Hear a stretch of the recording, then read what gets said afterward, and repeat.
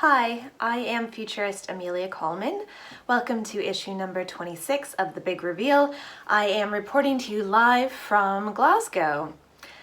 So first we have Panasonic. So at CES this year, they surprised everybody by bringing out these VR goggles.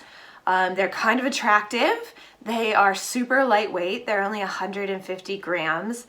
And they have OLED micro displays, and they can achieve a 100-degree field of view, which is really cool. So they say that they have no plans to actually manufacture and release these. However, just their sheer presence at the conference this year has really upped the game when it comes to design.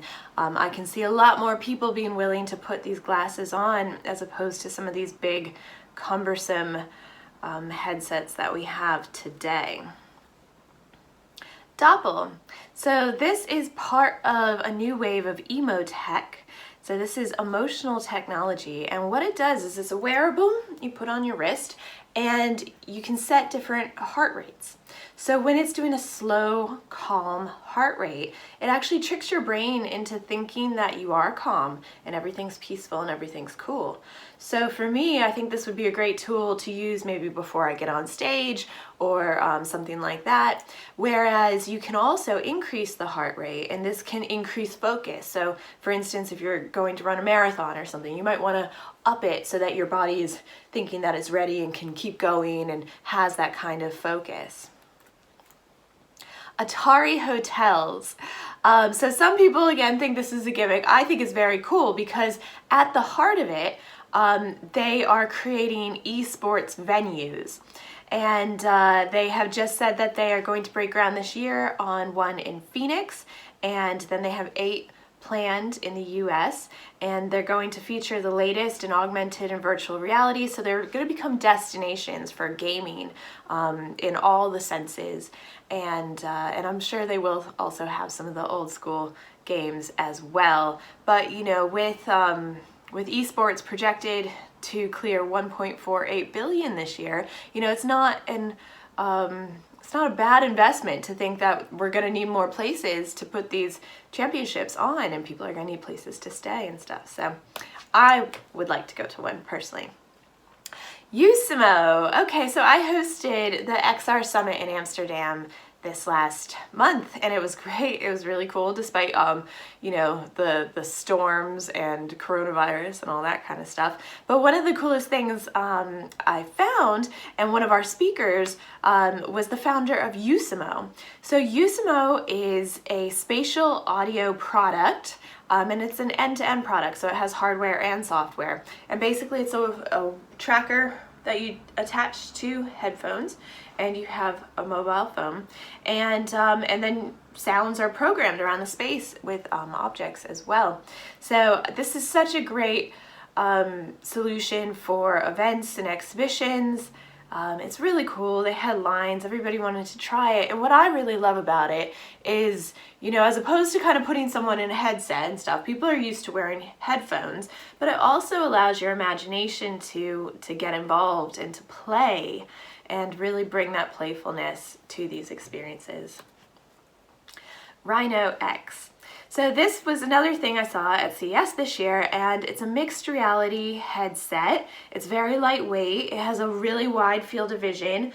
They have their own object tracking software, I guess, a system, and the experience I got to try was a museum one, and they do it with multiple users. It's interactive, yeah, so you have hand controls as well, and it was really cool. And they're selling it as a complete package at the moment, which I think is very smart. So depending on how many headsets you want, they come with the whole experience with a space provided as well, and with all the content, etc., starting at about 10K.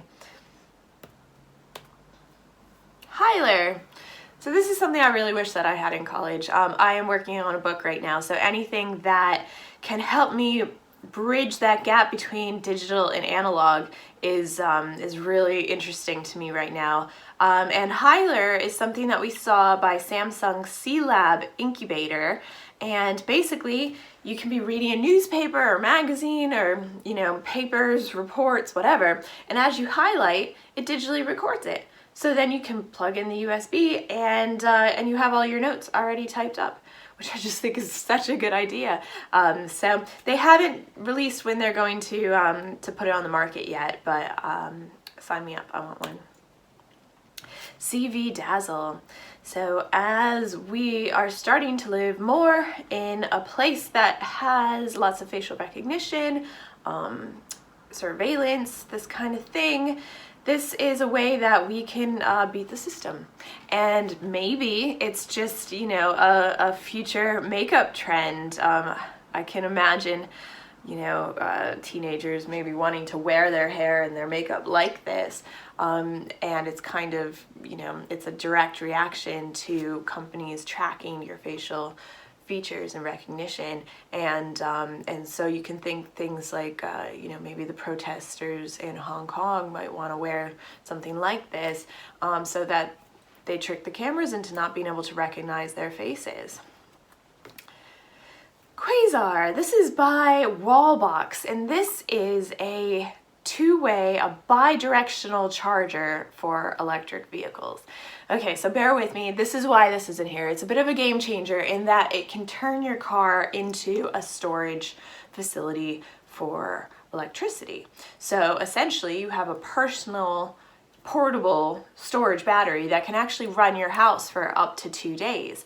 And there's a question about, you know, as we move into electric, you know, will the grids be able to sustain this? And, you know, if everybody gets home at work at 6 o'clock and plugs in their car, you know, potentially this could mean we throw out the power all over the world or something, you know?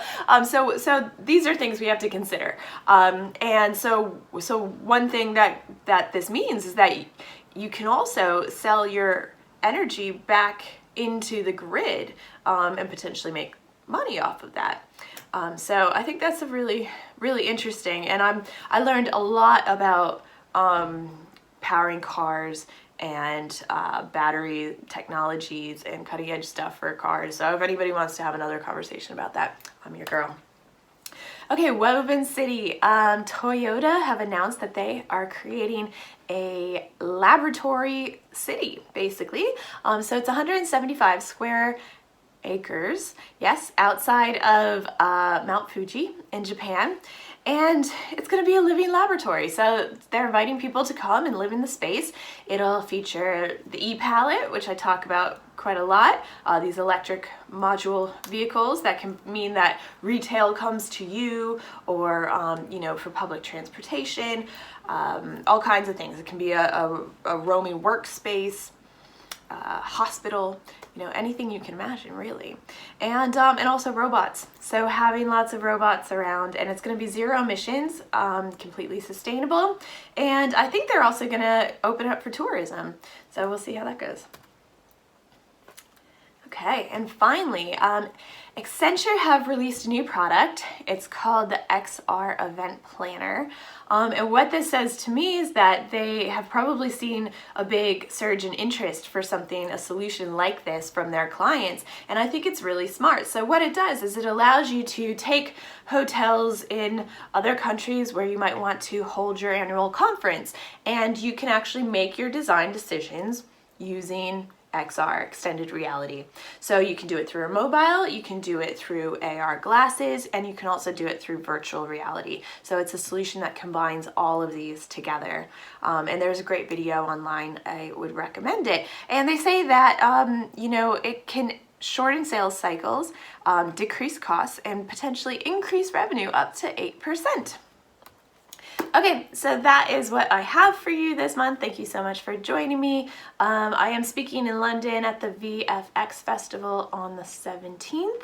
And yeah, I will see you later. Okay, thanks. Bye.